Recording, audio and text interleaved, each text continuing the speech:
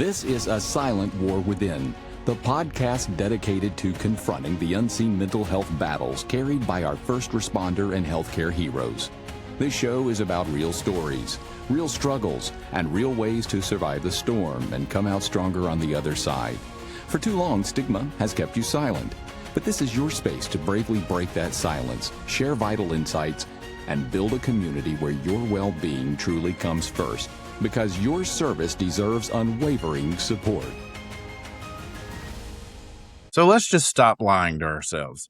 We throw around words like brotherhood, honor, print them on t-shirts, and pretend everything is fine. But really behind the station doors, sometimes there can be this internal friction that quietly eats our departments alive from the inside out. We tell ourselves we're invincible, but nobody wants to talk about the mental and emotional bill that comes due when you spend 15 years in a high-volume first fight on the fireground. We train our people to aggressively win the first 5 minutes of a disaster, yet we leave them completely defenseless against the quiet darkness that creeps in when the shift's over. Tonight, we're dragging out the raw truth of the dark. We're sitting down with a veteran fire service officer from the Houston, Texas area who spent 15 years operating in high-stakes, low-manpower trenches of high-volume public safety. His name's Heath Meredith. From frontline rookie and engine operator to captain to ride-up battalion chief and training officer, Heath has lived the relentless reality of short-staffed rigs and rural water challenges. He is an expert in the fireground decision-making, a sought-after speaker on firehouse culture, and the founder of the Third Alarm Cowboys, a movement built to bridge generational gaps and return the code of true accountability to the service. For years, Heath has been the architect of elite performance on the street, teaching hard, controversial conversations required to keep a firefighter successful off the clock. If you come here looking for these comfortable, safe, soft platitudes and excuses, you may want to find somewhere else to go listen to something. But if you're tired of the internal politics, if your firehouse morale is running on empty, and if you are searching for an unshakable mindset to survive the psychological demands of this life, you need to pull up a chair, because the absolute toughest fist fight you will ever step into past the threshold of burning buildings is the battle to save the human behind the badge. Welcome back to A Silent War Within. And today, making her podcast debut is our perfect, impressive, amazing social media manager and guest relations person, liaison, whatever your title is officially on the website. So happy to have you with us. Heath, thank you for stepping in with us. Thank you for coming to our firehouse table kind of conversation. How are you today? Oh, I'm doing good, man. You definitely make me sound a whole lot cooler than what I really am. So I appreciate that. Well, I generally like to do that to my guest and myself. When I tell these stories and write these kind of intros and write the stories that we publish in Dark Horse Press, it has to be a little cinematic. It has to grab the attention. So I really love doing it. And you meet all the check marks. Everything on there is true. So Angel, you can go into your part and let's get into it. People are so excited to have you. I'm a little fangirling over here. My guys are going to be so excited to hear your story firsthand. So we know when the firemen see a mental health podcast or a mental health clip or a mental health article in the paper, they automatically scroll by. They pass it. They're like, oh, no, that's me. I'm good. Tell me why it was important to you to say yes, to come join us, and that's a passion of yours.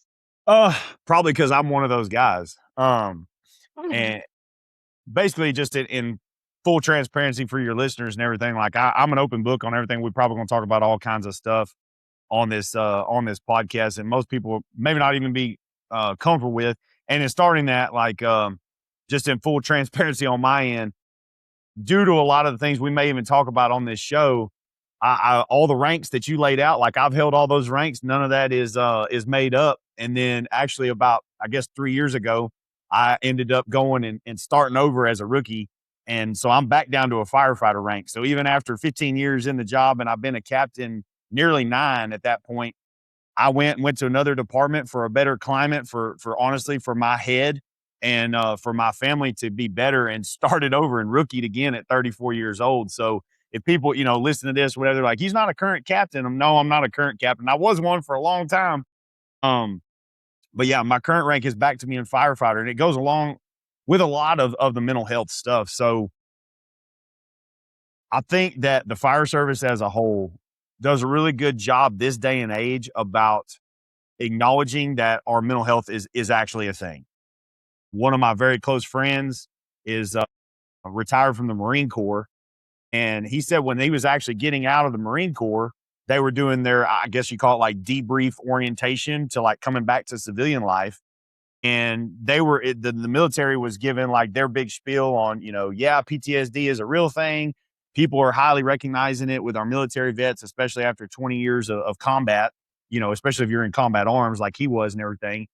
But also understand that, and they're telling Marines that when you come out into the civilian world, the guys that are actually suffering the most from PTSD and don't get recognized for it at all is actually the fire department, because they are in it. And not only are they in it, but they're in it in their own community. So whether they're on duty or off duty, they're always in it.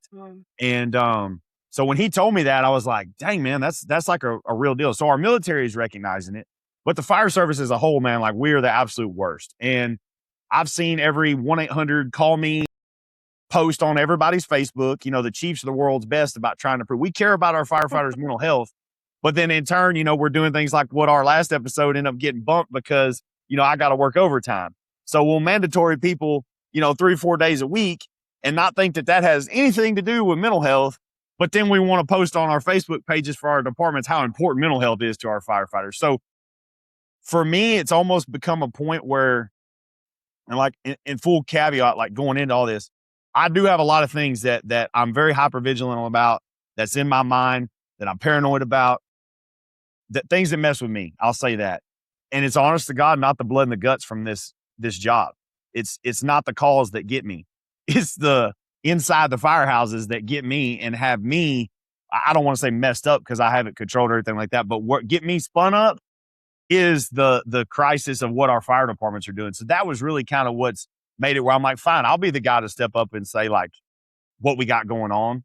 And so I don't know if that answers your question, but that's kind of where the turning point for me is over the last 3 to 4 to 5 years, where it's like, hey, it's a whole lot more.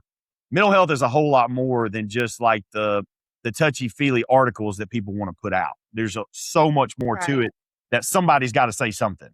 Was there a point that made you realize that maybe it was better to have these conversations like this across the kitchen table versus in the clinical standpoint or the clinical view? Because a lot of times I know that our guys need to hear that, hey, somebody else feels the way I do. Was there a point that made you realize that? Probably not one, like specifically. It was probably like a culmination of a lot of different things. So like I've had friends that killed themselves. I've had friends that almost killed themselves. And a lot of time, like almost like reflection, like time periods of reflection, like after somebody kills himself and you're like, how could they do this? And you're just like totally confused. And then you start looking back over, say, the last 3-4 years that you were working with these guys. There was signs all along. Like it was not, you didn't recognize it because you're in the shit with them. Sorry. You're in the middle of it with them. But then it's like, man, they said this to me a year ago and I didn't catch it. They were doing this a year ago. I didn't catch it.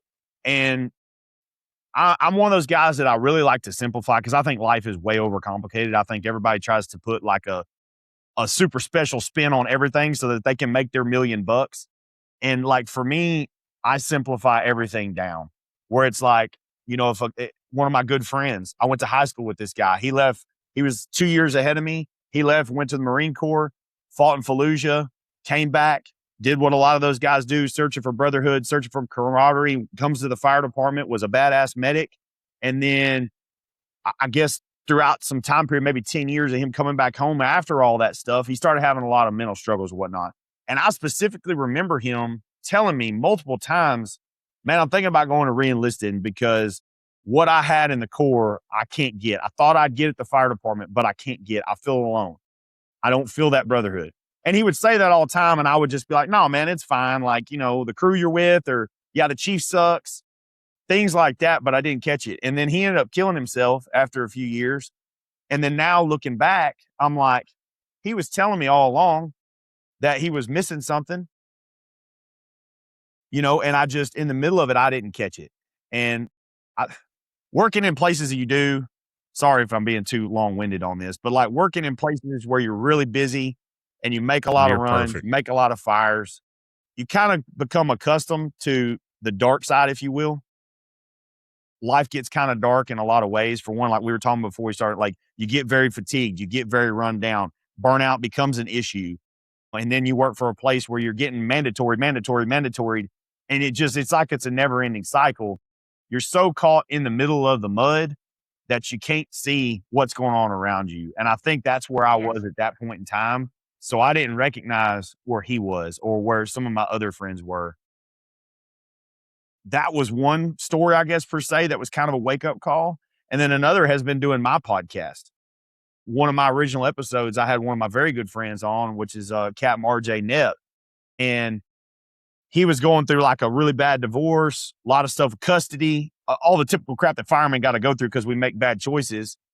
Mhm. And he told a story on there where he had a suicide attempt. And he literally said to me in there, like, I went to work to escape my reality because I could go solve somebody else's problems when I'm on the clock, but I can't solve my own problems at home. And Yes. he literally used that as an escape, and he did it for years. And I was like, it was like a huge light bulb. I'm like, dude, I'm no different. I was doing the same. It's easier for me to go to work and work 96 hours on an ambulance making 20 runs a day than it is to be home when I was going through my divorce.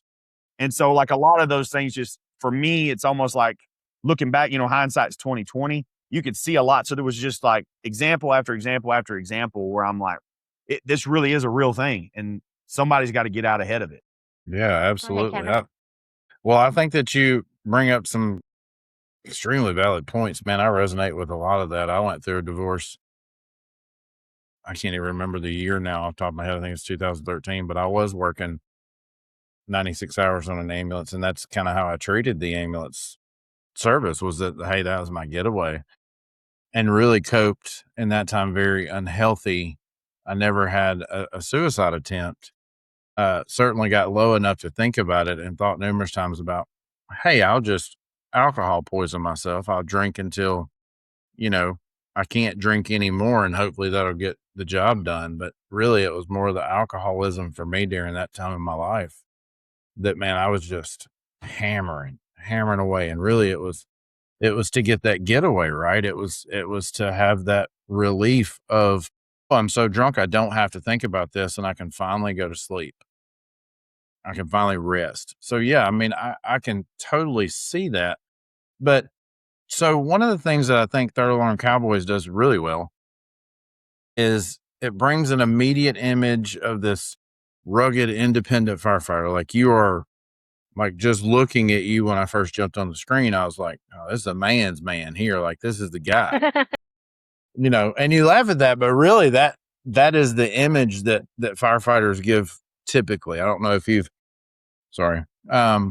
Travis Howes just released a book not long ago, and it's amazing, but to hear him talk about like that firehouse camaraderie that is just kind of naturally there, it does pull people into that world. But I think one of the things that people really don't take into account is that, hey, there's still a lot of old school, like, suck it up mentality in the fire service. So what is kind of that moment for you that you kind of realize, like, I can't get into this mindset. I have to do something different for myself. So I think it's a double-edged sword. I think that there's a time and place for everything. I think that that there is times where, and I'll be that guy. Like, I am that John Wayne guy. I was raised by my family, my grandpa's. I got basically two routes in my family. You either got the fire service, or you got the oil field. And of course, where I'm sitting right now, like you guys can see my daughter's trophy saddle, I'm sitting on a 500-acre ranch in Texas, and my cows are sitting right over there. I got to go feed them when we get off here. Like, I do have that that background where it is like, hey, you got to suck it up. Because there is times you got to. If you're on the fire ground and it sucks and it's hot because we're in Texas and you're on your second bottle, but the fire's not out yet, you haven't cleared your primary yet, you're exhausted, but there's nobody else coming, right? Our mutual aid is already here. There's nobody else coming. So at that point in time, it's like, yeah, we got to suck it up. Like, it sucks. You know, you're going to be chafed between your legs. Your back's going to be sore. Like you're going to hurt, but we have to do it now. But then there's also the other side of that knife where it's like, okay, but we just made, you know, and I work in the hood for people that haven't, like, I've spent my entire career. We've been there. Yeah, we've been there. I've spent my entire career working in the hood in Houston and some of the highest crime rated areas in Texas. And so you see a lot of bad stuff. When you're in the middle of the chaos, like we made, and it made, you know, national news and whatever, like we made a pretty bad shooting, we made a pretty bad shooting of a pediatric that was a drive-by incident. It was all over the news and all that kind of stuff. When you're in the middle of it, you got to do your job. But then when you get back to the station and like the chaos, to me, I think is what messes a lot of people up because the chaos gets people so wound up, they don't understand when that is actually supposed to turn off. You know, and like you got to handle business in the middle of it. But when you come back to the station, and I ask people in my lecture all the time, I'm like, when you talk about, I talk about my brotherhood section and actually building a real brotherhood. Everybody knows what that's like on the ambulance or whatever. You make a gnarly ass PD call and like coming back from the hospital after you dropped off or whatever. And like nobody says a word, you know, the engine is dead silent. The ambulance is dead silent. You're trying to process the chaos because you have to. You get back to the station, you go take your shower, you go kind of trying to debrief. You got to let that chaos kind of come down. But that's the point whenever you can be like, all right, what now? What do we need to do now? And sometimes you may be at a station where like you don't get that opportunity. Like, boom, the next call comes in and we're right back at it. We got to go. And a lot of that stuff starts compounding. But at some point or another, that you still got to go have that little bit if you need the conversation. And like I'm a very weird individual in the fact that there's very few calls where I do need a debrief, but I'm also the one to say like there is some that I do need a debrief. And it may not even be like a formal, you know, critical incident stress management. Like I may not even need that whole deal, but like it's a bad pediatric call in which I run a call on a kid that fell into the swimming pool and drowned. My debrief I need is to go make a phone call to my wife for 15 minutes and let me hear my kids. Because I don't care how good you are. I don't care how many years you've been in. When you run something that, like, I have a 3-year-old child and I just ran a gnarly ass pediatric call on a 3-year-old, I need to hear my baby's voice. Absolutely. And that's the debrief I need. Now, I'll be the first one to say in one pay period, I made 3 pediatric drownings at my old department. 2 of them we didn't get back. 1 we did get back. My kid was the same age at that time period as the ones that drowned. She did not go in not a body of water that entire summer. Like we were scared of the lake, and I live 20 minutes from one of the most beautiful lakes in Texas. We didn't go to the lake. She didn't swim in the swimming pool. I had her like double life jacketed, even with the little floaties on. Like, and I don't know if people understand that or not, but like that is PTSD. When you start projecting your fears of what you saw on the call on your own family, your kids or whatever, like that is a form of the PTSD. And so it's taken me a lot to be able to process that and understand what it is. Like, it's not, I don't need Oprah. I don't need Dr. Phil. I just need to be able to like know that my kids, it didn't happen to my kid. And so for me, that's the debrief. Some people may actually need, like you run that gnarly ass call on a pediatric or whatever, they may need to have like an actual team come in and talk to them. So it's for me in the fire service, it's a lot of places. They're either all this or they're all that. It's all suck it up, or it's all, hey, we got to have kumbaya session after every single call. And we need to have, you know, the therapy dog come in. We got to have everything come in. There's no like nuance to it. There's no, hey, what works for you? Like, are you cool? Are you not? And that's a lot of that kind of comes into like the crew integrity stuff, which I could go way down the rabbit hole on that. But for me, that's kind of the deal. Is it's twofold on answering that question. There's times you got to be a hard ass and suck it up because there's nobody else coming. And then there's times you need to handle your business and do what works for you on the debrief so that your brain can process things. Absolutely love that answer. It's And an by no angel means, knows. man, I'm not a doctor. I'm not. Hey, no. And when we have doctors come on or we have doctors review our stuff from time to time, we really see such a myriad of answers, and we really get to see the real clinical side of it as well. So no, definitely not a doctor answer, but it's an honest answer, and that's what we're looking for. I think that one of the things that we do really well, whether it be the fire service or EMS, there is this, and I like to think of it as the kitchen table effect. When everybody sits down to kind of have a meal, there's a certain level of peer support that happens, right? Whether we think of it that way or not, that is an outflowing of some of those things. Why do you think that happens? Why do you think that there is such a relief when you sit down at that fire table and you start to just chat and things start to come out and people start obviously reliving calls and you get to kind of re-experience it from a different vantage point? Man, my favorite place to be at a fire station is at the kitchen table. Like Mhm. I preach that big time. Any station that doesn't have a good kitchen table is missing, honestly, one of the biggest tools that you can have. Because everything is discussed there. You start your day there, whether it's drinking coffee in the morning with the guys, which we do cheat a little bit at my station. We have a really nice lounge out in the bay where we smoke cigars and stuff. But other than that, every other meeting session happens at the kitchen table.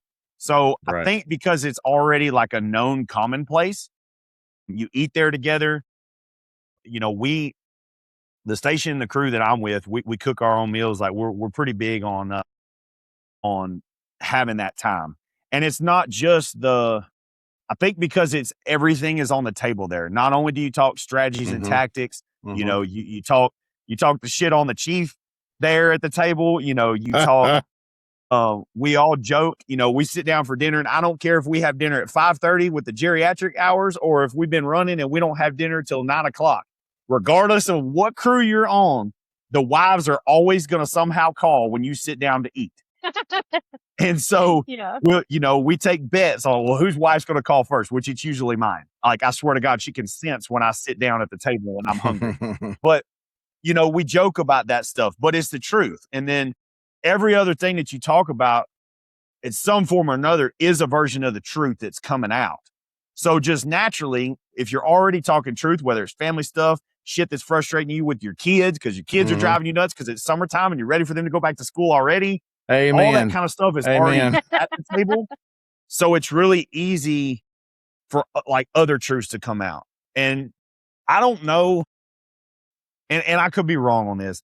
I think one of the biggest injustice we do is kind of, and a lot of people will ask or whatever, they'll say like, ask your guys if they're okay.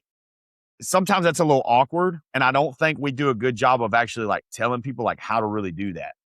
I think if you want to lead that kind of conversation, because it's like you don't come back to the table and you sit back, you're like, well, damn, what'd y'all think about that pediatric call? That's Right. you don't. I mean, Right. but nobody ever really says like how do you even start that? And so I kind of think like, and my captain is phenomenal at this because he's probably the most real person captain. Like a lot of the captains were always kind of distant and stuff like that. Like Mhm. he's got kids that are the same age as my kids. He's only like 3 or 4 years older than me. We have a really good relationship. He's one of the guys that travels with me teaching. And he's my boss at the fire department, and I'm his boss with the Third Alarm Cowboys. So That's he's a great. very, very, very real person to me. And he does a great job of, we come to the table and like, whatever, say we make a bad call or whatever. He's usually the first one to kind of start the conversation and be like, that I really didn't like how that happened. I really didn't like that. Whatever. So I hate coming back on pediatric, but I think that's kind of one of the only things that actually bothers me. Yeah. But he's like, he'll be the one that's like openly, he's like, man, why does that stuff have to happen to kids? And so because he's sharing, it automatically makes everybody else start being like, okay. It's not like a pressured conversation of, are you okay, man? And so like everybody's gonna be like, yeah, man, I'm good. But if he comes to the table and he's like, why is it the little babies that have to drown? that opens it up where it's like you're already seeing the thing that's bothering him. So I'm like, man, I don't know, dude, but this shit, it bothers me too. Like when I do get to heaven, that's going to be one of the first questions I ask. Yep. And so I kind of think that maybe it's just my kitchen table that's got that vibe, but that's how it is. And so it opens up everything where the kitchen table for us is 150% like truth. And I hope every fire department can have that type of deal. I know that's not the case, but that's how it works for us. So I guess you bring up a good point. With a chief like that, and I guess I strive to be a leader who does a very similar thing. Like when there's tragedy or something that our team experiences, and I don't know if you know some of my background, but I'm a manager for a large pediatric and neonatal critical care team. So we go by air, ground, fixed wing jet all over the country if we need to. But really we see a lot of, especially here in Memphis, oh God, it's awful. We see a lot of child abuse cases, like a ton. So when we have those are particularly stressing for our folks. So I'll start a conversation very similar to like what your chief does. So why in that conversation and I'm going to pick on you firemen, but why are you firemen who walk into burning buildings every day and don't bat an eye? Why are you willing to share in that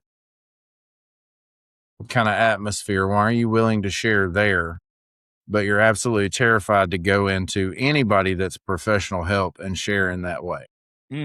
That's a good question. I hate trying to be able to be the one to answer for everybody. I could say for me, I don't necessarily have that problem, mainly because I have experience in dealing with professional settings. So my parents put me in when I was in high school because I was a mean kid and I loved to fight. So like I started having to deal with a shrink whenever I was in high school because they thought something was wrong with me. And after going to multiple anger management sessions and everything like that, like the therapist or whatever he was, I guess he is a psychologist, whatever, because he could write prescriptions. So I'm gonna assume he was not just a counselor, but he tell my parents like, ain't nothing wrong with him. He's just mean. But for me, I don't. Dang. I don't know. I don't know if this is a good answer, but I guess maybe it's the I don't want to say I'm accustomed to it because I don't go all the time. I went whenever I was a kid, and then I went whenever I was going through a pretty gnarly divorce. I basically wanted to make sure that I was squared away. I think maybe it's a misconception or a lack of education and understanding. Like you can go to that formal doctor, if you will, I call them that, just a formal doctor's office, and like they're not going to burn you. I think that firefighters trust other firefighters in a setting because they think that it's not going to go anywhere. Because I'm like, hey, if I talk to my crew that also is having the same problems, that ran the same call, I know it's not going to go anywhere because I got dirt on them and they got dirt on me. Whereas they don't want to go to a doctor and talk because maybe they have the feeling that like somehow that's going to get leaked and it's going to end up screwing up their career. And I tie that together with my understanding of a lot of like the military guys that I've worked with, that they got out of the military and they had back injuries, they had bodily injuries, but there was a long time period where it's like, hey, if you have a back injury, like you can't, that's a disqualifier to get into the fire department. So they would lie about their back injury from military service so they could get that fire department job. And ultimately where that was all coming from is when those cases did happen, I don't think they happen as much as people think they do, but they did happen.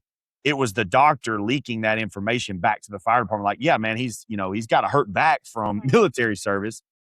And so whatever, it would be a disqualifier. It would hurt them in their job. And so I would think maybe some of that is left over from that. And it's just maybe an educational point that needs to happen. And then also maybe some doctors need to have the understanding that like, if we are opening ourselves up and coming in on this, like you can't burn us on it.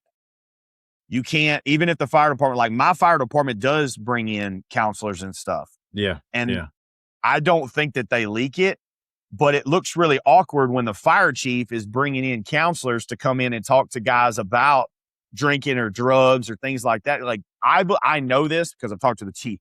He's bringing it in to try to help the guys because we've had a lot of alcohol related incidents at my department. But when the guys see the chief is bringing in a doctor to come talk to you about addiction issues or mental health issues, but it's kind of sort of fire department sanctioned, there can be that paranoia of, well, man, if I go in there and say that I'm drinking, a bottle of whiskey a day, they're going to run back and tell the chief I'm drinking a bottle of whiskey a day. So I think a lot of that is kind of self-inflicted on why guys won't do it, because they don't want to lose their jobs. They don't want to get in trouble with their jobs. So it's easier for them to just not say anything in that setting. I know that's a long-winded answer, but that's just kind of what I think. I love it. I love these long-winded answers. You're doing great for a podcast guest. I mean, I love the long-winded. You take the spotlight away from me. I don't have to say as much. And the listeners love that too, because nobody likes listening to me talk. It's all about the guest, right? But I think that's a really good answer. I think that it is, there's so much trust within not only the fire service, but every public servant kind of environment. And it is easier to talk to our brothers or our sisters, that stand right beside us in all these calls. I can have a conversation with Angel that I would not have with somebody in the general public. But I also think, and one of the things that I experienced very early on in, reaching out to someone for professional help, were soon after my divorce. It was not long. I overwhelmed the counselor, like with some of the stuff that I'd seen and dealt with and was dealing with. And, obviously I was going in for support about my divorce, but once they start asking you all the questions like, what do you do for a living? Okay, what's that look like? What do you experience in that? And you start talking about some of it. The counselor had no idea what to say. I mean, they're like, oh gosh, how do you see this? So I think it's important that if you're going to reach out for professional help, that you go to somebody who's trauma informed, and you go to somebody who, if it's available in your area, somebody that works with first responders in some extent or has been a first responder themselves. And sometimes it's harder to find. And if you guys ever need those resources, please reach out to us so that we can provide that. We've got a state list that we can get to you from every state that we've gotten from conferences and other things that are vetted counselors in each state that you can reach out to. That obviously, in the day and age that we live in, technology is a fantastic thing. And many of these counselors are now doing either only telehealth or they have the telehealth option to choose from. So, you can get with a first responder, a trained counselor. And I think it's super important. But I think this transitions well, because the next part that Angel will kind of go into kind of plays into this a little bit. So Angel, I'll let you kind of take it away and go from kind of your standpoint and your specialty. So you can take that for sure, because that's not mine. So he's from a social media and public relations perspective. Like, after starting Third Alarm Cowboys, how quickly did people start reaching out and who looked fine on duty but were falling apart at home? Like, at what point did they realize, hey, he gets it? Ooh, pretty much almost immediate. So my first few episodes were very inflammatory. And it was, I've actually, I'm 120 something episodes in now. So people kind of laugh at me when they go back and listen to the original stuff. For one, my software and technology was not Riverside. So it was absolutely horrendous. I don't even like listening to it because the audio quality was terrible. Same. And it was audio only. And so, and a lot of the stuff, like I was carrying a lot of anger, for one, and I was kind of more or less trying to make a statement. And a lot, like, people will listen to my stuff and they'd be like, if you don't like a 4-letter word, don't listen to my podcast. So I was very much so into that. And that grabbed a lot of attention. I mean, pretty much immediately. And I started talking about, which obviously I was talking about real life issues, but it was, honest to God, like within the first 3 episodes, I'm getting messages from guys talking about their divorce, talking about their fire chief, talking about their fire crew, talking about drug addiction, alcohol addiction. I mean, it was absolutely immediate where, and guys would just, I mean, it was almost, you could go through my DMs on social media And aside from the department they work for, the state that they're from, damn near everyone's story, which is now thousands and thousands of DMs, everyone's story is the same. And, there's little nuances in there, obviously, but everyone's story is the same. And it's like, Jesus, man, like, it was a major slap to the face for me that I'm like, I started off like basically trying to be a voice for like the guys I knew around the Houston area. And then within 3 episodes, I'm getting messages from coast to coast. And I'm like, for Wow. one, man, I've never even been to Seattle, Washington. How the hell have you heard of this podcast? And it was just Right. like that. And so it was honestly, it was pretty much immediate. And it was that same deal. Like, I'm dealing with this. Thank you for saying it, blah, blah, blah. I was going home every day and feeling like I was the only person on the planet. And then now I know there's 2 of us. And I'm like, no, actually, man, there's thousands of us. So Right. pretty quick, I guess, is the answer to that. Yeah. So in real life situations, what does that peer support look like in the firehouse on the daily? For one, like, and I just released an article this week actually talking about what's crew integrity. And of course, I immediately, it's like everything else, I got tons of comments, tons of shares, tons of reactions, whatever. And it was basically like the same answer over and over again. And, I think, and I'm the guy to beat up chiefs. I'm not scared of beating up a chief. But I think that we get so caught up in the fire service, especially today's day and age where staffing is an issue everywhere. We can't hire enough medics. We can't hire, everybody's struggling. We're too busy trying to fill like payroll numbers and basically put asses in seats where we forget about that simple crew integrity. And it's like, it's very, very simple, but it's basically like the peer support comes in of actually knowing your guys. So like if I rode with y'all on a truck for, let's just say a month, I'm going to start knowing how y'all tick. So, and especially you start riding like with me and my guys, we've been together 3 years now. And like, of course, obviously I kind of have a little bit of a heads up because we travel the country together. We spend a lot of time together with families and all that. But even if you took all that off the table, just riding with these guys every week for 3 years, I know what makes them tick. I know when they come walking in at night after we made a call or the next morning and they sleep later than what they normally do. Okay, that means they're tired. When they come in and they work their other job before shift and they're dragging ass, like I know they're tired. Little things like that I start picking up on. It also goes into the calls. If we come back to the calls and I know that normally, like, especially say I got, the rookie that we've had right now, we've had him probably 8 months. This dude he was a D2 collegiate football player. You can't beat this guy down. He drives me insane because we'll make a fire and we're coming back and us older guys are like, I need an ibuprofen, I need some electrolytes, and I need to go to bed. And this dude's like, I'm ready for the next fire. We make a call and he doesn't come back with that same level of like enthusiasm. Okay, I'm starting to recognize some stuff. So that's where that, I guess, like the peer recognition or whatever, or, having that strong crew, it all comes down to crew integrity. Like when you're bouncing and it's basically like, hey, you're a certification and a number, and I'm putting you on this truck for today, or I'm putting you on that truck. I can't recognize that stuff in a guy that I don't know. And so I think the fire service does a terrible job at that. Leave guys with guys that know them. And there's always going to be people that move stations because they're promoting or things like that happen, but that's a choice. But if you'll put people where they know the person, that peer support group can be way stronger. It's just like at home, right? If you don't have like, I'm very fortunate. My parents live 100 yards that way. My brother lives 100 yards that way. If I need somebody to watch my kids, that's my support group because I need to run to town and go do something. I holler at my sister-in-law and my brother. I'm like, hey, I'm sending my kids up to your house, right? That's your support network at home. It's no different at the fire department. But if you don't have that because you're from a broken home of the fire department where you got split parents and one lives in Alabama and one lives in Tennessee and you're just stuck here on your own or whatever, that's what we're doing to our guys. And we wonder why they have no peer support network. It's just not complicated. So yes. Which leads me to think 2 things. When I left the fire department, I'm telling you, it was 6 months.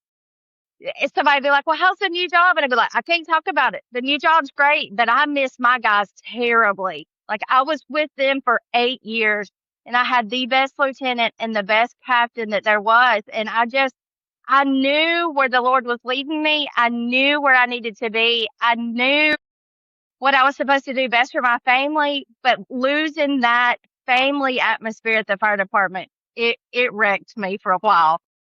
But that also leads me to think, what were you hearing from the guys that were reaching out that their spouses were seeing at home before they recognized, oh, there's something wrong. I need to get some help. Ooh,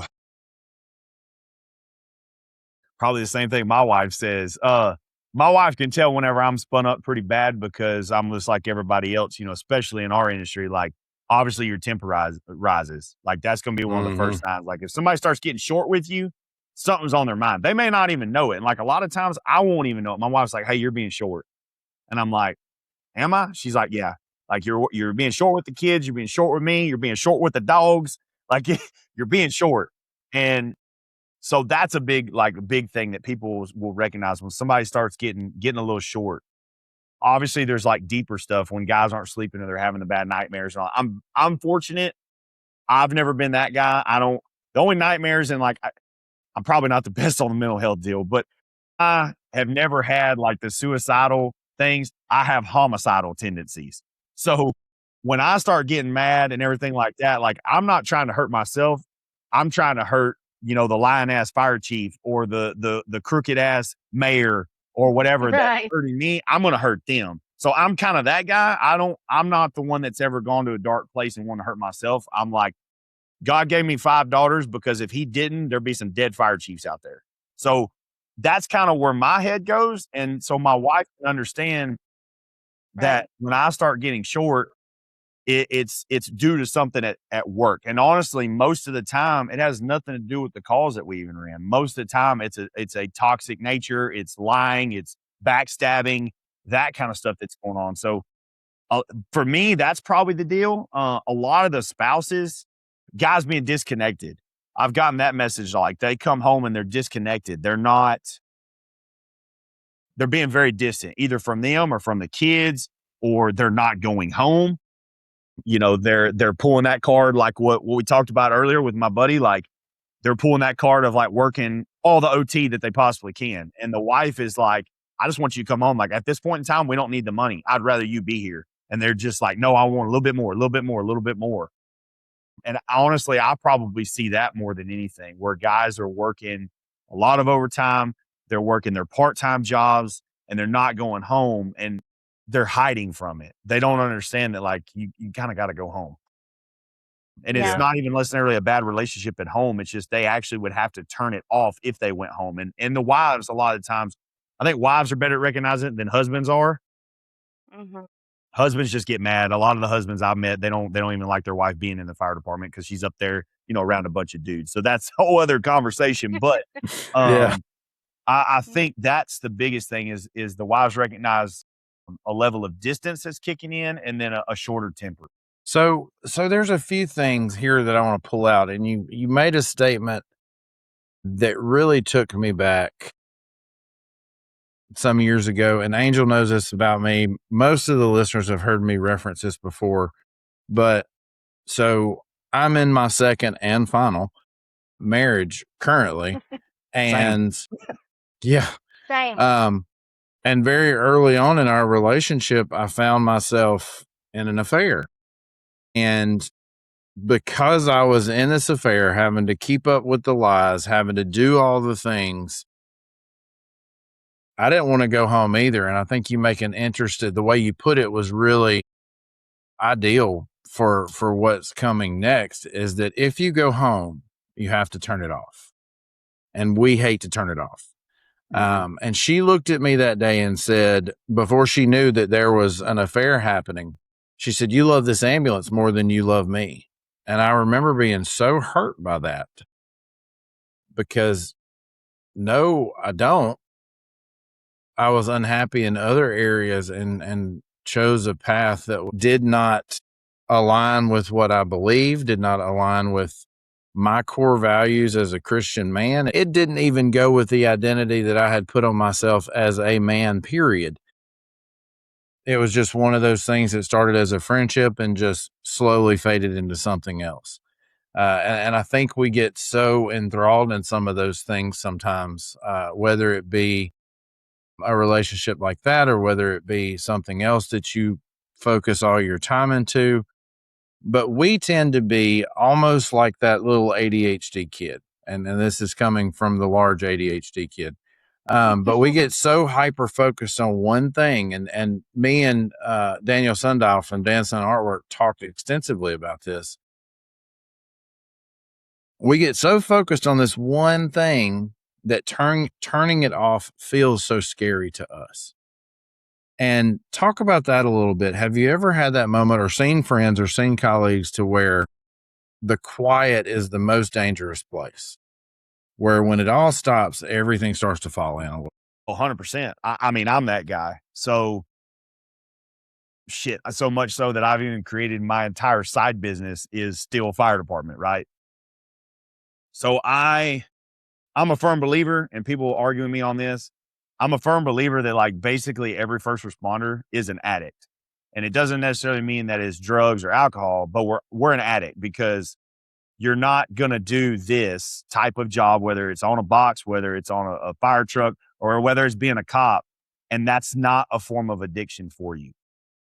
That's the reason why you take a guy like me who likes to be at a hot house and you stick me over at the slow station and I'm going insane. I am a firm believer in that. And so I think that it really kind of starts going like with what you're talking about. Guys start making those types of mistakes, because that's what they are, because it's chasing an addiction. You get into the science part, but it's a dopamine rush, right? Like having an affair is a dopamine rush. Absolutely. That's it. That 30 minutes of a good time is a dopamine rush. That's what it is for us. Yeah. So we get that same thing, whether it's fighting fire, whether it's, you're going to a major entrapment on the ambulance where they're, calling for this, or whether you're running a CPR and you're trying to run all the stuff through your mind of what all that you got to do on running that code. Like that is all an adrenaline rush, some form or another. And so we're addicts. We are addicts. And me coming from a guy, which I still drink, but I don't drink like I did when I was younger, and I'm not doing the drugs that I was when I was younger. So, and like even now, I don't even take Tylenol now, because I was pretty bad into the pill game whenever I was a younger guy. So even just that motion of taking pills opens up a door in my mind where I'm like, ooh, I kind of miss that. So I don't do that. And that's been 13 years ago. The thing when it comes to like the fire department and chasing that, you got to understand that, and I do talk about it at the end of my lecture, but you got to understand eventually you're not going to be able to do it. And I think that that's kind of where we are. And I don't have an answer for that yet. Like I have like 12 years left, but I am kind of planning my exit plan from the fire service of running calls, but I'm doing it in a training route.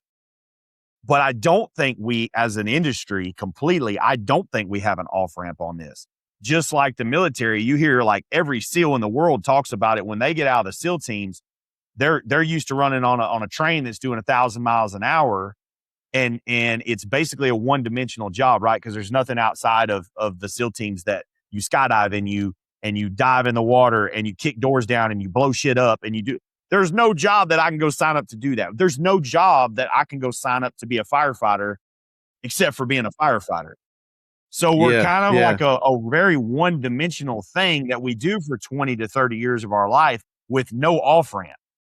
And so I don't necessarily have an answer, but I can say that like, I know exactly what you're talking about, because I've seen it with multiple people, man, like Houston Fire Department. So Houston Fire Department is one of the most well-funded pension systems in the entire world.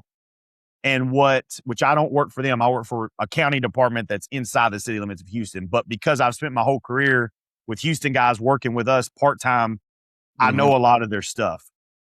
And most of our chiefs are Houston guys. But basically, people don't know the reason that their pension is one of the most well-funded is because guys stayed on the job so long that all the money that they paid in, they died and they didn't get to keep their pension, and it's in their clause of the pension. The money rolls back into the general fund. So their entire pension is literally it's like high 90 percentile self-funded. And it's because of that, because guys don't know how to get on that off-ramp.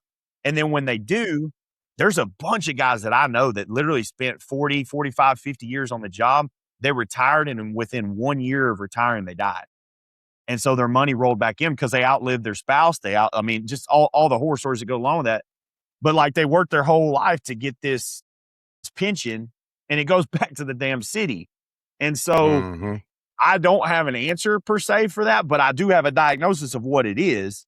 I just don't know exactly how we tell firefighters, like, outside of this, you need to build something else.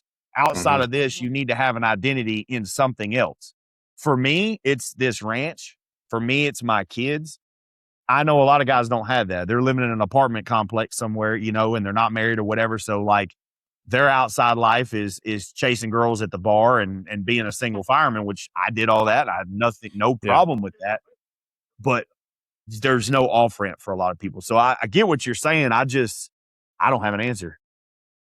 It's so funny the way that these stories and kind of what we do here at A Silent War then gets kind of woven into my personal life somehow. I was just having a conversation not an hour before I was finally able to get on. I was late, but which I hate. That's one of my pet peeves. But I was having a conversation about an hour previously with Jason, who is the other host for A Silent War Within. Jason and I were talking just earlier about this retirement thing, and Five Arrows Forged, which is his coaching company, is our first official founding sponsor for the podcast. So we're actually getting sponsored by his company. And of course, it's so that we both can gain a business reputation from it and grow ourselves and be better. In reality, Angel will probably get the majority of the investment because she does most of the work.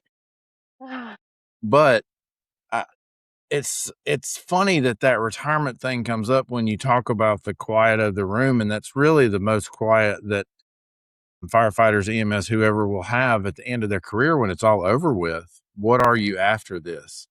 And I think that it's so important that even if you are that single fireman that's out, for lack of better terminology, chasing tail and living the single life and doing what single guys do, it's still important to build something that you can have, that whether it's like you're doing in education and podcasting and like we're doing and podcasting and a nonprofit that will allow us to train other first responders. And I'm going back to get my counseling degree and all this stuff. Whatever it is, you have to find something that when that quiet room finally hits, when you're 45, 55, whenever you walk away from it, you have to have something that's going to dull that quiet a little bit. And I think that that's important. So what do you say? And you mentioned it in some of your stories, but like the pills, the alcohol, and I've had experience with both of those myself.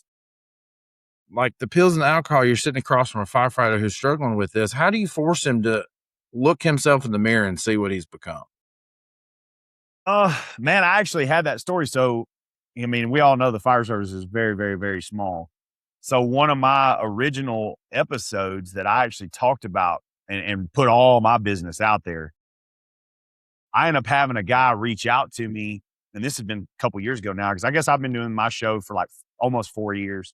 That was one of the original ones. So it's probably been 2 years ago the guy reached out to me, and I just told my stuff, like totally told my story, everything I did. The basically it was my come clean on myself episode. And it was honestly, I put all my business out there, so I don't have any skeletons in the closet. I don't want to be one of these dudes that's like, oh, you know, I do something and then, you know, I have somebody try to come after me and say, well, he did this 20 years ago, whatever. I'm like, no, it was already public.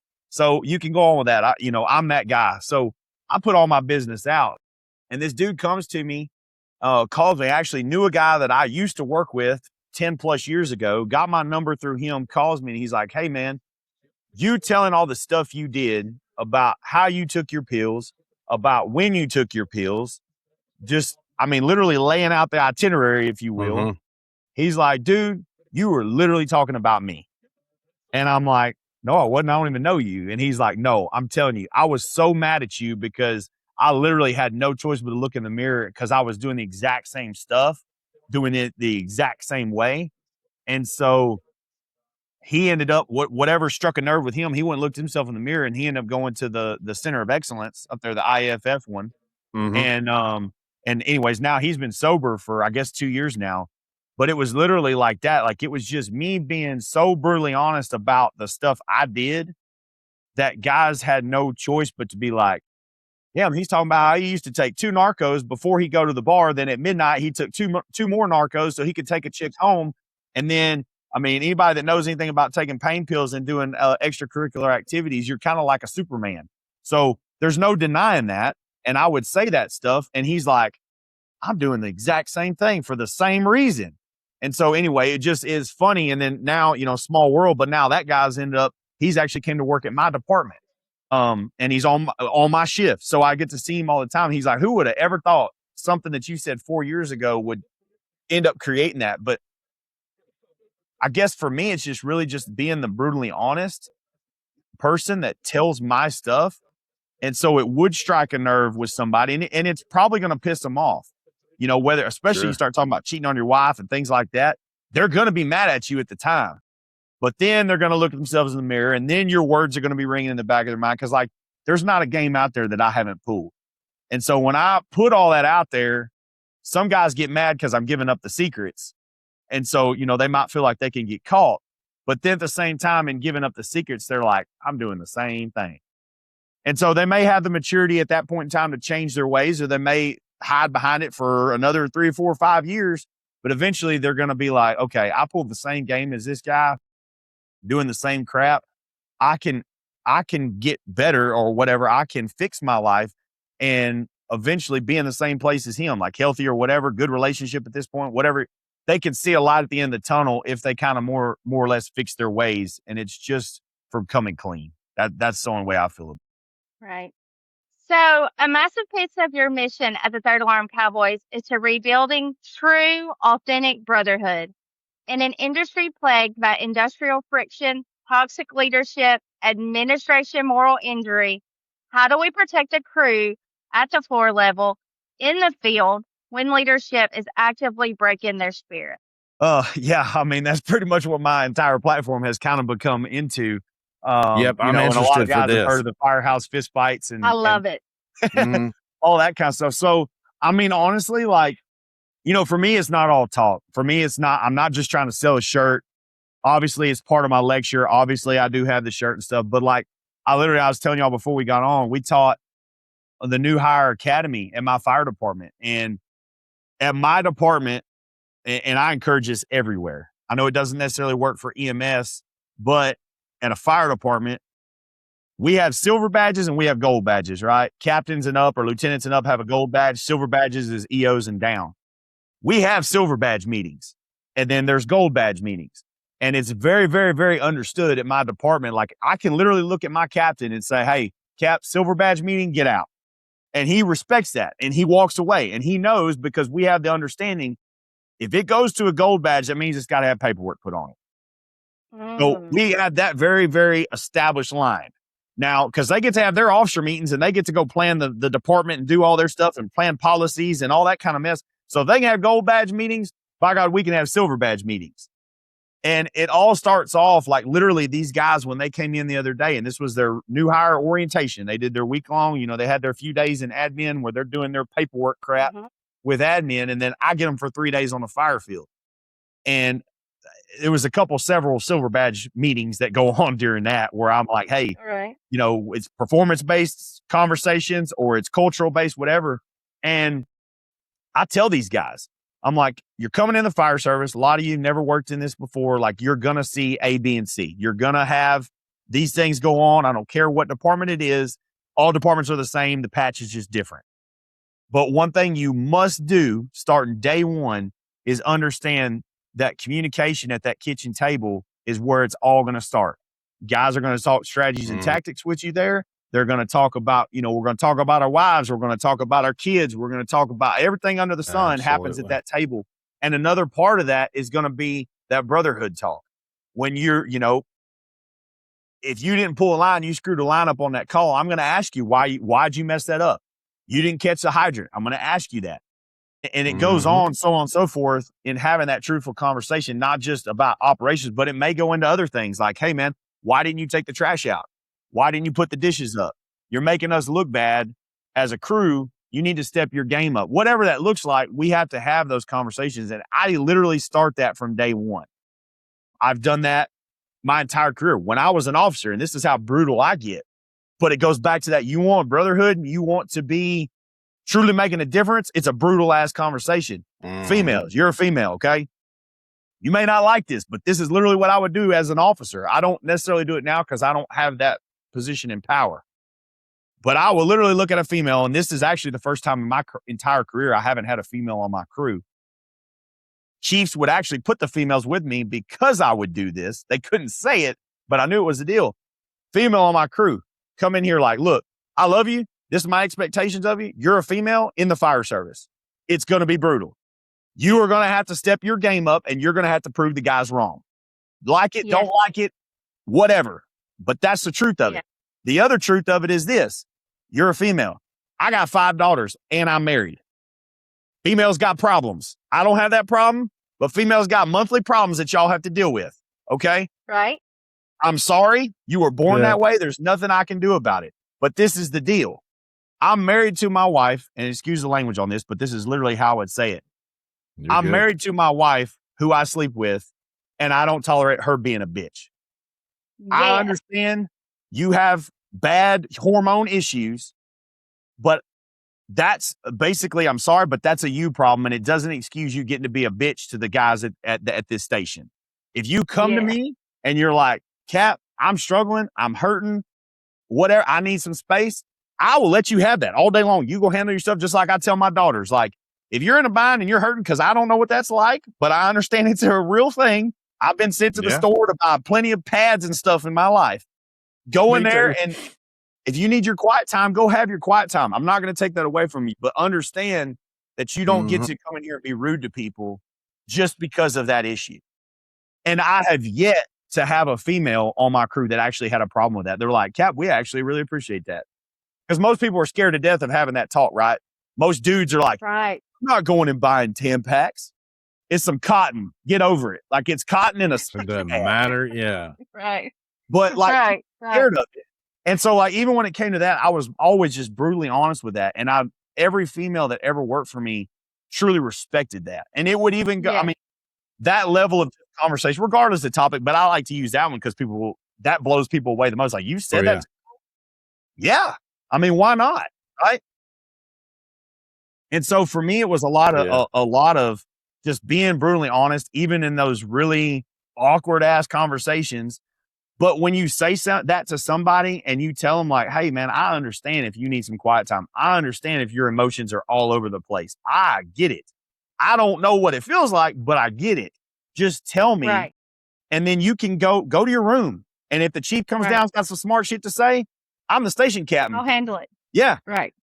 So that's just kind of how I feel about it. And I think a lot of guys in our industry are so scared to death. And I don't know if it's because I blame it on HR a lot. Like on my platform, I blame it on the lawyers. I blame it on HR. I blame it on the corporate America, what I call corporate rot that has come into the fire service. I blame it on all that because that is ultimately what it is. But the guys can fix it. The guys can start having those type of conversations at the kitchen tables and amongst each other and everything. And there's nothing HR can do about it. Because I have yet to have an HR director that was at my station at 2:00 in the morning. Never had it. Right. So we can fix that internally and they don't even have to know. But it takes the guys being able to be like, hey, silver badge meeting, gold badge meeting, hard conversation. And I don't even necessarily like calling them hard conversations because to me, it's not hard. Right. Like another caveat to it, excuse the lewdness, but it's just kind of what it is. I'm like, man, I'm married, right? I married a Cajun woman who's 5'5" and 110 pounds. This woman is amazing and we have a great relationship. But if you listen to us, sometimes we literally sound like a Jerry Springer episode. And I live with her. If you think ever in your career that you're going to live with people just like you live with your spouse, just like you live with your mom and dad, just like you live with your kids, and at some point or another, they're not going to piss you off, you're absolutely delusional. That's right. Just like when my wife will fight, I'll hang up on her, she'll hang up on me. There'll be some 4-letter words that get dropped and all this. I may not talk to her for 4 days when I'm away at work. Come back home, we sit down and it's like, hey, I was mad. I was annoyed. I was on my 20th call. We hadn't ate. We hadn't slept. I'm sorry. I don't even remember what all I said to you. If I said some hateful shit, I'm sorry. Let's figure out whatever we need a solution to the problem, whatever that looks like. And so in the fire station, it's no different. It's literally no different. Right. You gotta smell these people. You gotta hear the snoring. I mean, everything. Like my EO, I love him to death. The dude is literally a brother to me. Literally, I could call him right now and say, I need you to drive. And he lives on the other side of Houston, which is about 4 hours from me. I could call him right now. It's 6:20 here. That dude would be here by 10:20 if I called him right now. Does he drive me insane at the fire station? Yeah, because I'm tired of watching and waking up and hearing MASH on the 1,000th time. I can literally, when I wake up or go in there and I can hear the MASH intro song, it drives me insane. Or Emergency. That's the only two things that the guy listens to, and he's the oldest dude in the station. Well, he gets the remote. So, just in saying all that, like, people are going to piss you off in the station, no matter how much you love them. They're going to piss you off, just like your mom and dad piss you off, just like your spouse piss you off, just like your kids piss you off. So understand that and don't hide from it. Just hit it head on and be able to talk about it. And you may not be able to talk about the issue right then. If they piss you off right then, walk off and cool off. Maybe it's the next tour. You got to come back and be like, hey, man, last shift you pissed me off. But that's just what it takes. Yeah. Absolutely. Yeah. So what would you say to a young firefighter that if you recognize that they were already feeling burned out, maybe not even from the calls, but just dealing with the leadership? What advice would you have for them? I actually get that a lot. I get that a whole lot. So kind of giving a little background of like where I work. We have the city of Houston, which is, HFD. They got over 100 stations, 4 different shifts. So you basically, you have 400 homes that you could choose from throughout your career. But they also have, tons of extra things. So like they have their own arson division. They have a massive rescue, multiple rescue companies, but they're a massive rescue department. They have hazmat. They have down at the academy, they have their own in-house academy and regional academy where they literally train people as far as from like Japan, sends firefighters to come train there. So basically there's lots of specialty auxiliary places that you can go. Where I've worked, the sad truth about where I've worked is most of the county departments are roughly 2 to 4 to 5 station departments, and they don't have all the specialty stuff. So that conversation happens a lot because basically what we do is we fight a lot of fire, and we run a lot of med calls. And in working at places where, guys come and they want to do like me. My dad was one of the founding members of our hometown regional Deep East Texas, but it's actually Nacogdoches Fire Department. My dad was one of the founding dive team members. So they have a full regional response for swift water and dive. My dad was one of their original divers. So I grew up in the water. I got my first grab, was in the water in a swift water incident. Like, I like that water stuff. Where I've worked, the departments I've worked at, the chiefs, even though we're in the Bayou City, right? Houston floods. If a squirrel pees, it floods. And I mean, I don't know who planned it. Yes. If you build cities at sea level or below sea level, they're going to flood like that. Hello.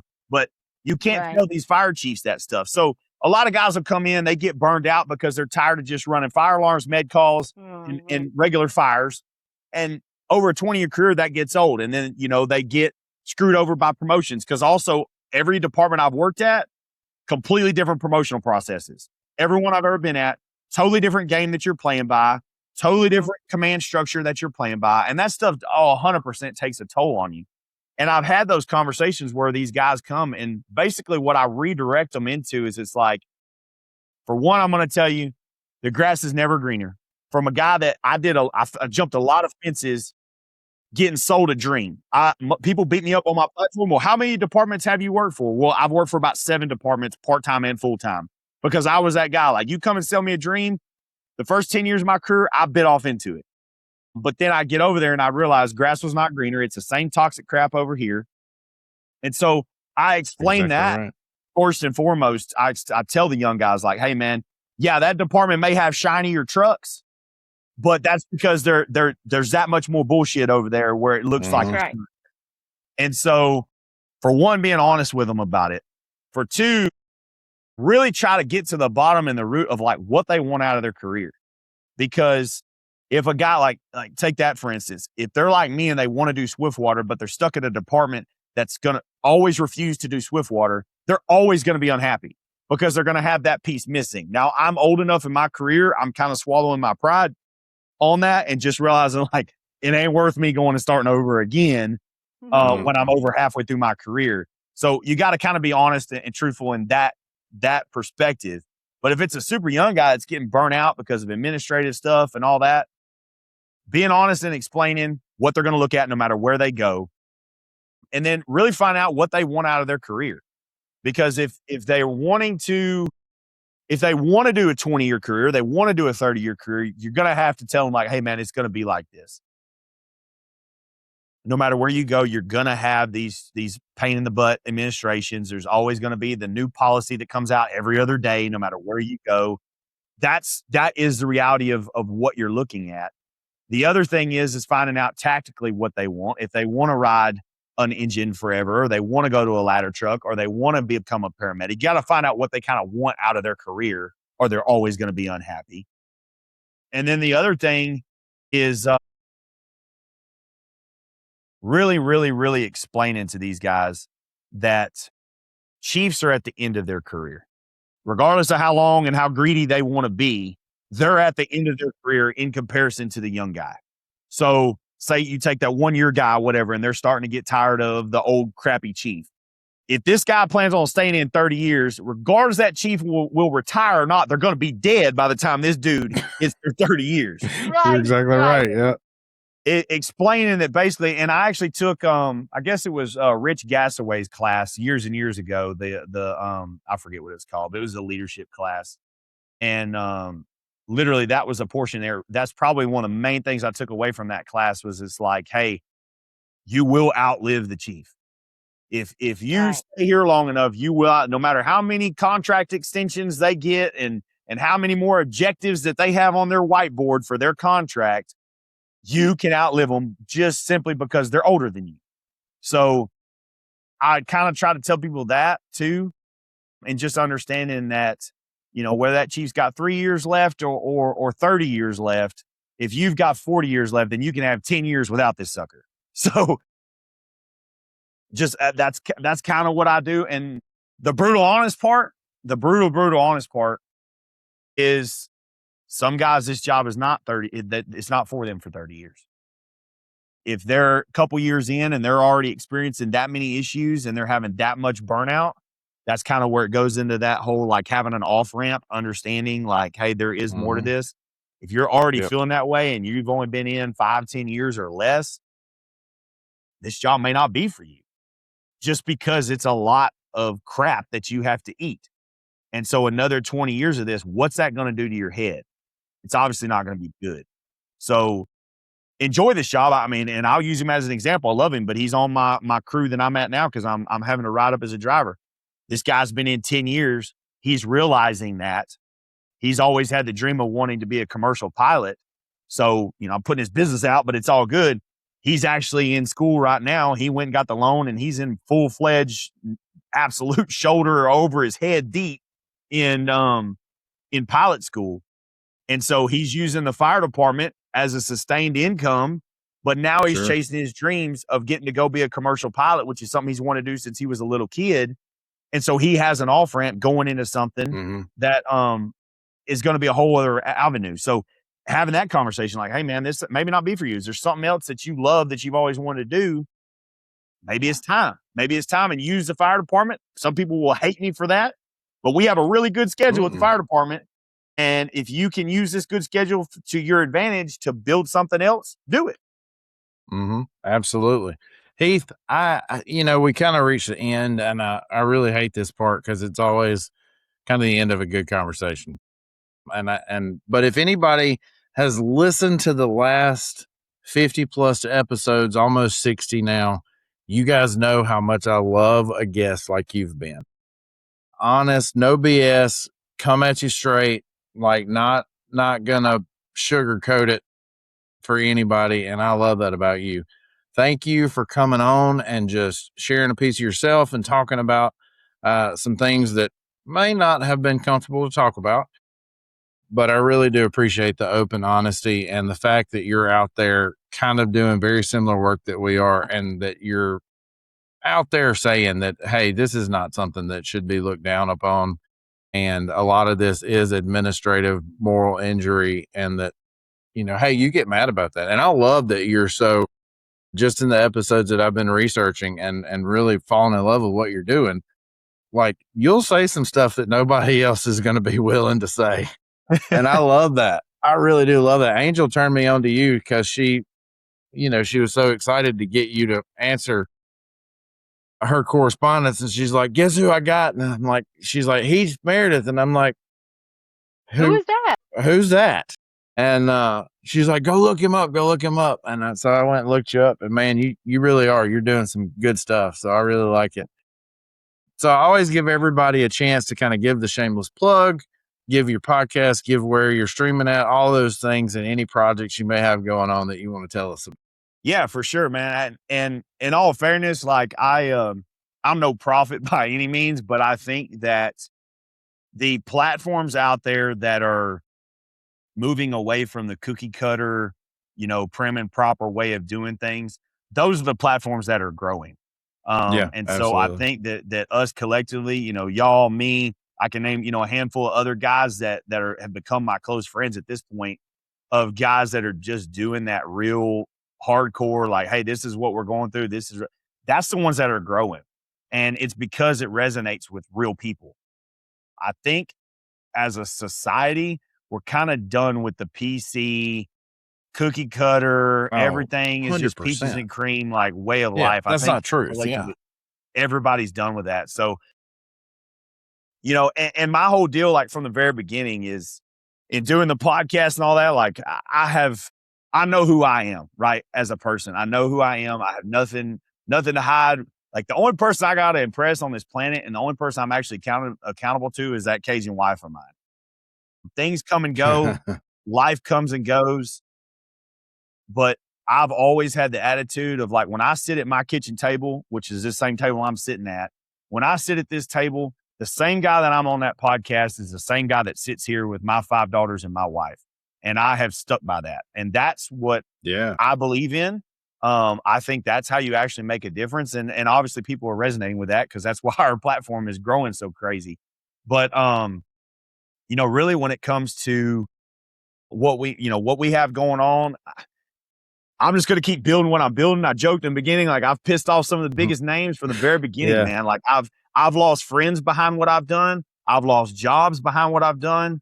And so people, that's the thing people got to understand too. Like, I've literally had jobs where I was a shoe-in for chief jobs, everything like that. And literally the podcast cost me a job. They told me that in the interview. So understand that when you stand up for real stuff, or you're doing real things in life, there's going to be consequences. And I love everybody makes the comments about, yeah, you got freedom of speech, but you don't have freedom of consequences. Yeah, like, I understand that. And I think everybody understands that.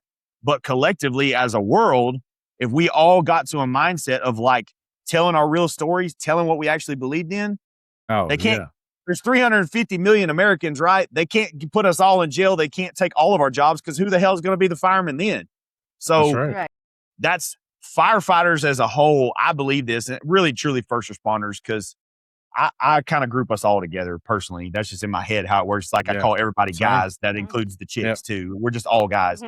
We really can run the world, because the society, our communities trust us with everything.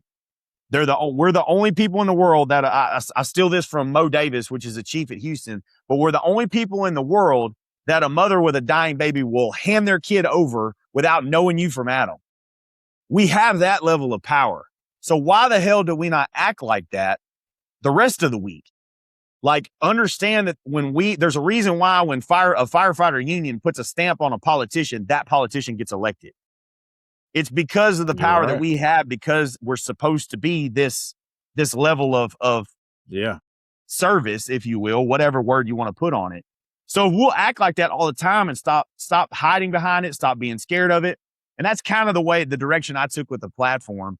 with the Third Alarm Cowboys and everything. So understand, like I know that there's consequences, but I also feel that collectively, if we all just told truthfully who we are and the things we believe in, then it would fix a lot of the issues society looks at. Yeah. And man, I'm just going to keep building on that notion and talking about the things that come to my mind. And really and truly, my podcast is just, it's a wild shit show because, I talk about what's on my mind. I don't have a script. I don't read from a teleprompter. I don't even have notes. I go into a show and I'm like, what I want to talk about today? Well, I'm going to talk about what pissed me off yesterday. So that's kind of the entire, man. it's not formal or anything, but it's just literally me being me. And it's either you guys got to listen to it or my poor wife has to listen to it. And sometimes it's both. It's usually both in my case. Yeah, same here. And so that's what we've done, man. And really what's happened with that is people have latched on. People have latched on, and it's opened us up into this whole other deal where I'm traveling and doing my lecture. We went from, I think we did seven trainings last year. That's lecture and hands-on combined, but 7 trainings last year. We're doing 18 this year. I just booked another 3-day training conference this morning in December. So I guess that'll put us at 19. So the message is resonating. So, anybody that thinks that hey, I don't want to be that guy. I don't have that voice. I don't know. Like, if you're being open and honest, people will latch on. And then in turn, it will turn into something like you could have never convinced me 2 years ago that we'd be traveling all across the country. And I got chiefs from California booking me to come teach an engine ops class. I would have told you were a liar, but that's what's happened. And so we're just going to keep building on that. And, guys out there, if you're interested in either our lecture, which is a very hits you in the mouth, like you want us to come out and fix your guys because your guys are down the dumps, they're not doing training, they're not taking care of business, things like that. Or the big portion of my job in my lecture is bridging generational gaps. That's one of the biggest sections. I probably spend an hour on working on that. And it's because I have the perspective of being more or less, I don't want to say a middle-aged guy, but a middle generation firefighter. I have kids that are 18, or I have a daughter that's 18, another one that's 16. So my daughter could go to fire academy right now. And so I can relate to that group because I live with that group. And then I know the old heads because I've worked with them and they're all my dad's generation. So I'm kind of in a very special spot where I can truly bridge the gap. And I'm not like some of these other people out here that are hypothetically talking about it. I can talk about real stuff. Right. So, if that's something the guys are interested in us coming out, whatever. And then we have our hands-on class, which we're probably one of the only engine ops hands-on classes across the country that literally teach we call it from the pump to the nozzle, but we literally teach everything. And it's, we are the only cadre that's out there of instructors that is breaking down, doing the pump mechanics and doing it in a realistic, real life pump ops. I'm not teaching you coefficients and all the textbook stuff. We teach guys how you really pump on a fire ground, and then everything else included, which is, forced entry, throwing ladders, doing search and rescue off the line when it's just 2 people on a line, like all the stuff that we get to do. And I'm very, very blessed of everywhere I've worked. I have you can call it a blessing or a curse, depends on who you are, but I've had a very special career in the sense that I worked in areas that burned the world down, and we did it with no help. And so the guys that I'm with now, last year, we made 63 working structure fires as a crew. But then the other dynamic is we're in the city limits of Houston, but we're an incorporated county department. So basically what that means in turn is we don't have infrastructure. So we do all those fires with no hydrants. We do them all with tanker tenders. So I'm in a tanker house. And so we do all the rural water supply, like what all, your very rural volunteer departments do. We do all that mess, but we're doing it with mid-rises inside the city limits of Houston. So we're very special in what we do, but it makes us good at our job. So that's my little shameless plug on the training. And, the guys I bring with me are guys that I actually fight fire with. I'm very, very, very picky. As people know from the podcast, I'm picky. I don't put my name on people. I don't fight fire with you. I ain't bringing you in. And so that's kind of limited me at times, but at other times, I know my guys are not full of crap. We do this crap. Yep. Literally, funny story, but everybody loves a story. We taught a regional training in Southeast Texas 2 weeks ago. It was our Friday, Saturday, Sunday class. We got off work. We worked 48.96. So get off work, go home, come in, teach for 3 days. The very next day we had to be back at work. In our 48, that one, we made 5 working structure fires on that 48. And we were doing the exact stuff that we taught with doing drafting and all that kind of stuff, having to set up dump tanks, all that. The only thing we did cheat, we didn't have to set up a dump tank. My EO actually set up a hard suction drafting off of a pond, a retention pond, which people don't know, but basically when you build a city at sea level, you got to have somewhere for the water to go. So they put retention ponds all over the place. So the guys are literally drafting not even 24 hours on a working structure fire right after we get done teaching. So we're very special and very blessed in the sense that we get to do that kind of stuff. But that's what's made our platform take off, is it's no nonsense. We actually do this. The stuff I tell people in the lecture, the conversation, like what I'm telling you guys, like how I talk to people in the station, it's what we do. And so it's been very, very special. And I love being able to come on platforms like this. Y'all are actually only my 4th interview to ever actually do. So, wow. yeah. Wow. So I haven't done a whole lot Couldn't of other deals, and y'all's has actually been different than any other one I've ever done. Most of them have all been like, tell us about the fist fight shirt. But, yeah, I've only done 4 interviews now. And so it's very, very special to me to get to be a guest on other people's platforms and that people even give a damn what I've got to say. So, I really do appreciate y'all.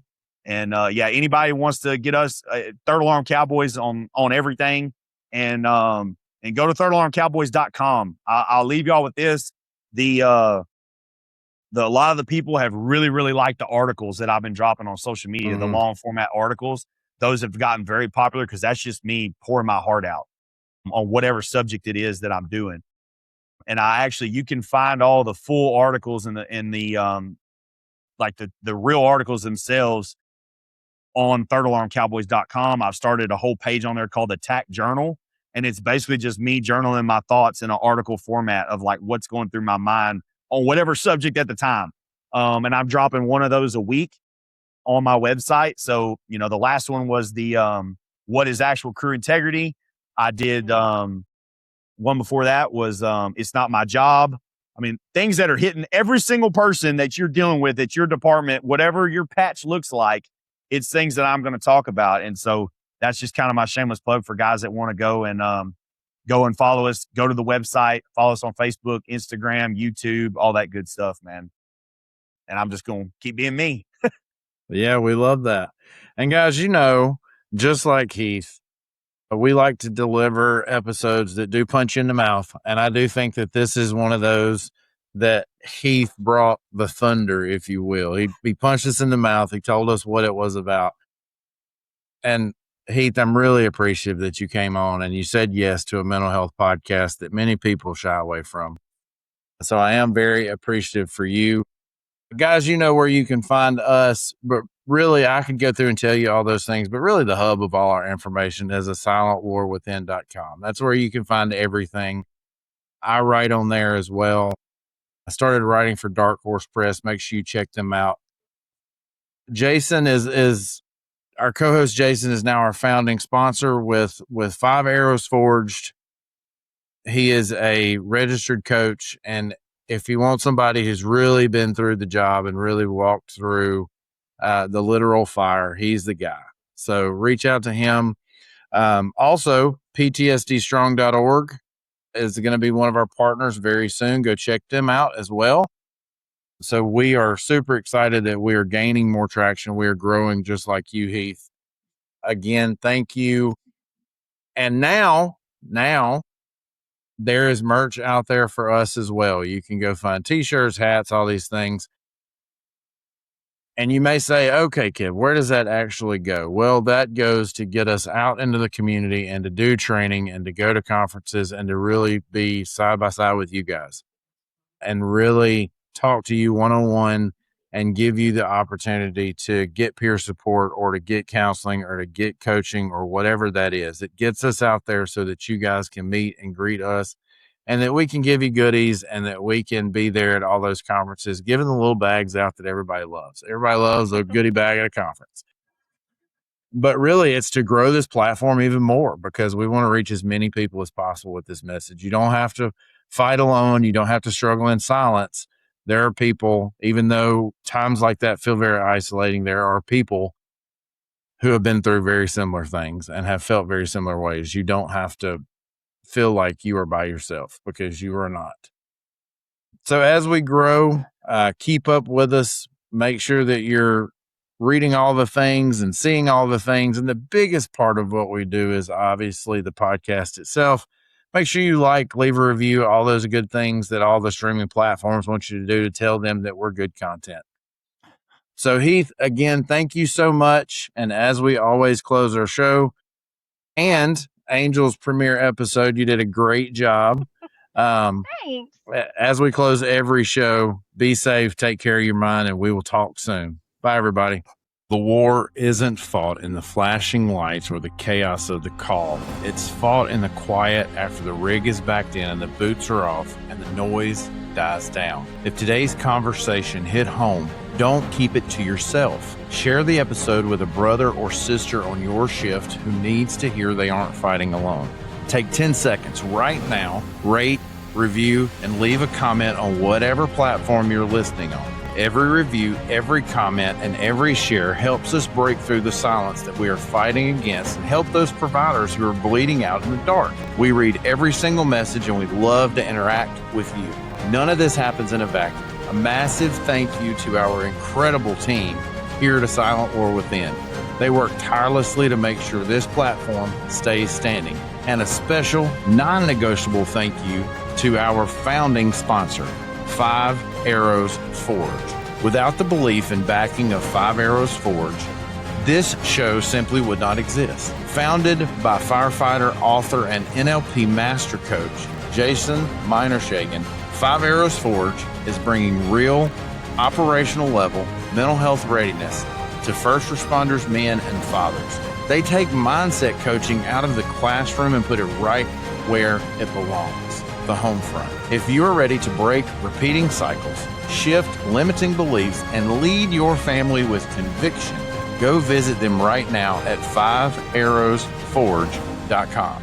If you're struggling and you need real vetted resources, or if you just need a safe place to land, go to our hub, asilentwarwithin.com. Everything we do, every resource we've gathered is right there waiting for you. Remember, the war in your own head stops the moment you stop fighting it alone.